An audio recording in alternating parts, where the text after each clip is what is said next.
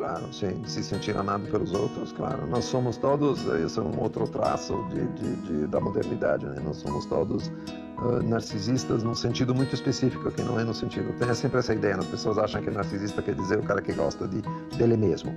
Não, justamente, para os psicanalistas, de uma certa forma, o sentido é oposto. O narcisista é o cara que duvida muito dele mesmo. Então, está constantemente preocupado em encontrar no olhar dos outros, especificamente na aprovação dos outros, um mínimo de confirmação do fato que, afinal de contas, ele não é uma bosta. Mas, então, o narcisista é um cara extremamente inseguro, patologicamente inseguro. Então, ele precisa o tempo inteiro se sentir amado, aprovado, em companhia. Bom, a nossa sociedade é construída para isso, né? Porque, no fundo, você, eu, todos nós, somos o que os outros acham que somos.